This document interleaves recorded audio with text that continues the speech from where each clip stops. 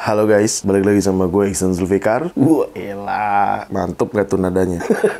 Oke, di video kali ini gue akan bahas yang paling pengen kalian tahu kan? Kalian pengen banget kan gue bahas ini kan? Gue akan bahas email yang lagi rame banget diperbincangkan nih ya. Bahkan hampir semua media di Indonesia memberitakan terkait email ini. Disclaimer dulu, video ini untuk edukasi kita bersama. Kenapa seperti itu? Karena agar lebih peduli lagi untuk membeli iPhone ataupun smartphone lainnya. Jadi nggak usah berlama-lama lagi, simak video ini nggak selesai, langsung aja check this out guys.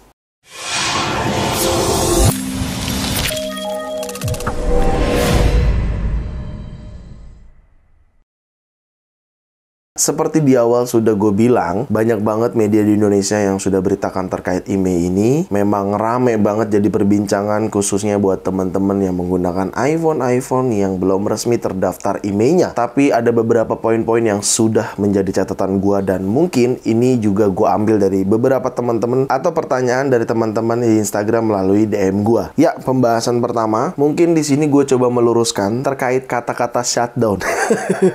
Sebenarnya itu bukan shutdown iPhone-nya alias iPhone-nya dimatiin terus lu nggak bisa gunakan iPhone. Tidak seperti itu yang dimaksud.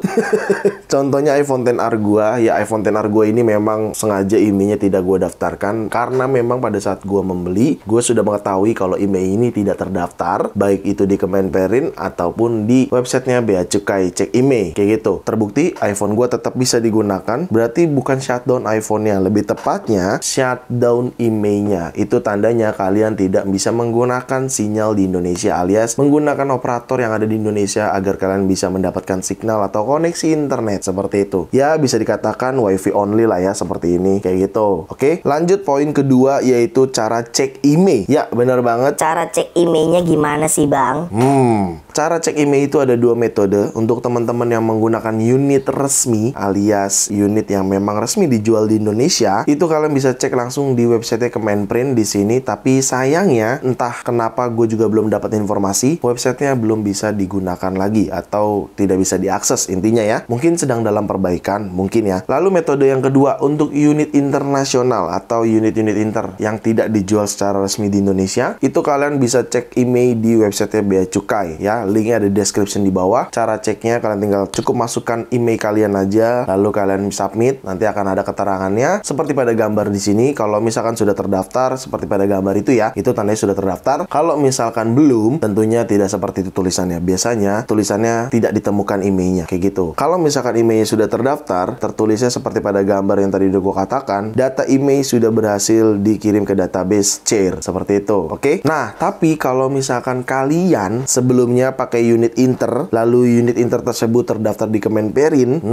itu dia yang kalian perlu hati-hati atau waspadai. Karena memang tidak seharusnya unit inter itu ada di Kemenperin. Unit inter itu adanya di website Bea Cukai untuk cek emailnya, seperti itu ya. Karena gue sendiri sudah melakukan di iPhone 14 Pro gue, seperti tadi pada gambar gue tunjukkan, itu adalah data email iPhone 14 Pro gue. Karena sebenarnya perbahasan email ini tuh udah pernah gue bahas di video gue yang sini ya, terkait daftar email, dan di situ udah gue jelasin juga sebenarnya cara-cara benarnya bagaimana, yang baiknya bagaimana, seperti itu. Oke? Lalu poin ketiga, gimana sih cara bedain unit inter dan unit resmi? Ini untuk khususnya teman-teman yang ingin membeli iPhone atau smartphone secara second atau unit bekas gitu ya. Simple banget. Di Indonesia khususnya di sini gue akan bahas iPhone ya. Di iPhone itu ada 3 kode number, PA_A, lalu ID_A, dan SA_A. Ketiga itu adalah kode number unit resmi di Indonesia. Di luar itu sudah pasti unit inter. Jadi simple banget buat teman-teman untuk membedakan antara unit inter dan unit resmi. Cukup cek kode numbernya saja, seperti itu. Lalu setelah kalian sudah mengecek kode numbernya ya, kalian bisa lakukan cek emailnya seperti tadi udah gue jelaskan. Jadi buat teman-teman yang ingin membeli unit second atau bekas, khususnya iPhone second atau iPhone bekas, sesimpel itu aja untuk memastikan emailnya aman atau tidak, kayak gitu ya. Oke, poin keempat, bagaimana terkait SIM-nya, Bang? Perlu gue informasikan di sini bahwa email yang harus didaftarkan itu ada 2 email. Jadi setiap iPhone itu memang memiliki 2 email, dan kedua email inilah yang harus kalian daftarkan, dan pastikan kedua kedua ini sudah terdaftar. Rulesnya sama, peraturannya sama. Selama kedua IMEI ini sudah terdaftar, baik kalian mau menggunakan SIM card atau kalian mau menggunakan eSIM, ya semuanya akan baik-baik saja, tidak ada kendala. Dan memang seharusnya nggak ada kendala. Dan itu sudah terjadi di iPhone 14 Pro gua. Di sini kalian bisa lihat ada dua operator, yang satu SIM card, yang satu eSIM. Jadi rulesnya sesimpel itu. Apabila teman-teman ingin menggunakan eSIM di unit internasional, pastikan keduanya atau IMEI keduanya itu terdaftar. Atau apabila kalian menggunakan iPhone tersebut, karena kan eSIM itu fiturnya sudah ada sejak iPhone XR hingga paling terbaru ya. Atau apabila kalian menggunakan iPhone tersebut atau iPhone tersebut sudah aktif sebelum adanya peraturan IMEI di Indonesia, harusnya aman-aman saja. Kita ketahui peraturan IMEI itu berlaku sejak 15 September 2020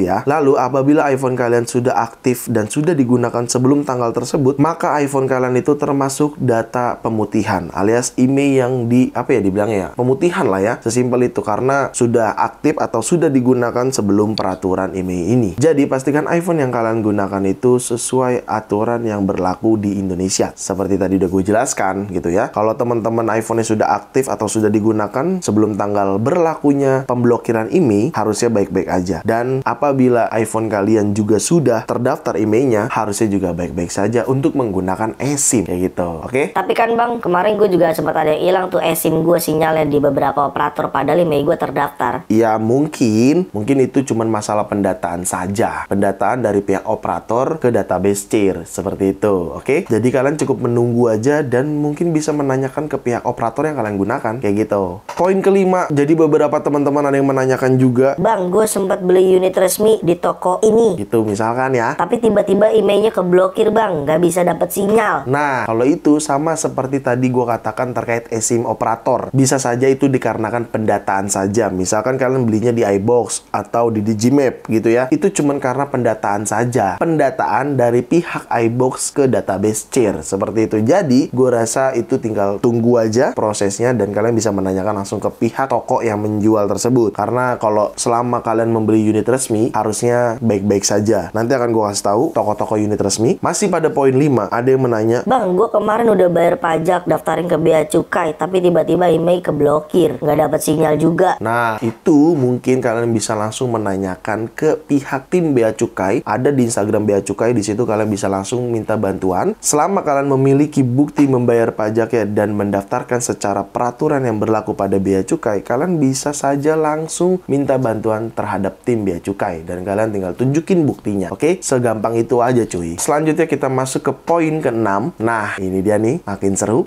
Poin ke-6 ada pertanyaan, Terus gimana bang cara daftarkan secara resmi unit internasional? jawabannya tidak bisa, kecuali, nah ada kecualinya tuh.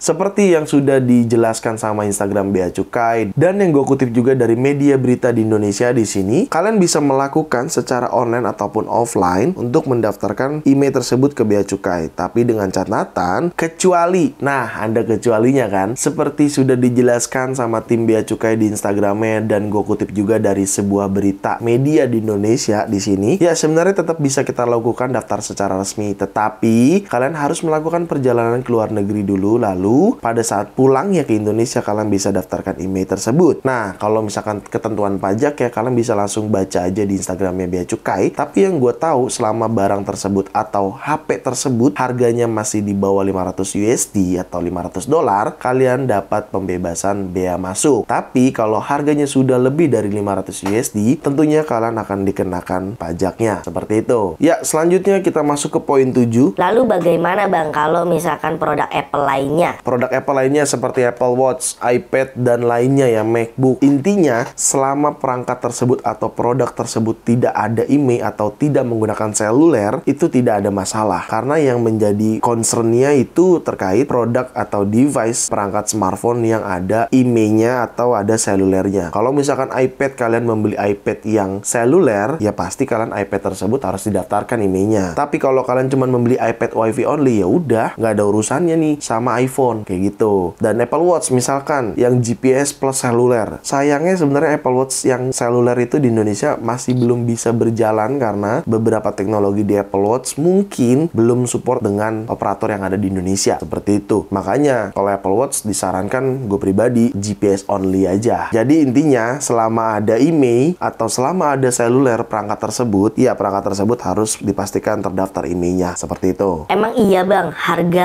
lebih murah unit Inter daripada unit resmi? Nah, dengan sangat berat hati. Sebenarnya itu tergantung timing saja. Kalau misalkan contoh nih yang akan datang ya 15 Pro ya. Kalian membeli 15 Pro sebelum produk 15 Pro itu dijual resmi di Indonesia. Lalu kalian membeli ke Apple Store. Ya pastinya itu akan terkesan lebih murah. Karena banyak banget pasti yang jual dengan harga yang nggak stabil gitu loh. Tapi ketika barang tersebut sudah dijual resmi di Indonesia, sejujurnya gue pribadi akan mengatakan jelas lebih murah barang resmi. Jadi kalian bisa langsung membeli di iBox gitu. Atau di toko-toko authorized resellernya Apple yang ada di Indonesia gitu. Sudah paham ya? Kalau misalkan kalian menemukan harga jauh lebih murah unit Inter apalagi yang second, nah bisa jadi itu tanda tanya. Poin ke-9, lalu toko apa aja bang yang aman untuk membeli unit baru iPhone? Nah, tokonya itu pertama adanya iBox, kedua adanya Blibli karena Blibli juga sudah resmi jadi authorized resellernya Apple. Yang ketiga Digimap, yang keempat Erafone. Itu adalah toko-toko kalau kalian ingin membeli iPhone unit baru. Nah, kalau misalkan unit secondnya gimana bang? Sejujurnya unit second sampai saat ini gue masih explore karena gue nggak mau sembarangan rekomendasi toko. Jadi ya mungkin di next video aja gue bahas untuk unit second ya. Karena sampai saat ini gue kalau beli second tuh lebih kayak secara personal aja gitu nyarinya. Pemakaian pribadi gitu, nggak dari toko gitu. Dan sekarang kita masuk ke poin yang terakhir yaitu harga. Perlu kita ingat tidak pernah Apple menjual produk dengan harga murah. Jadi gue sangat-sangat ingin kalian lebih aware lagi atau peduli lagi terkait produk-produk Apple yang mungkin dijual terlalu murah. Di situ kalian harus lebih berhati-hati lagi karena memang di website apple.com tuh kalau kalian kalikan sendiri dolarnya,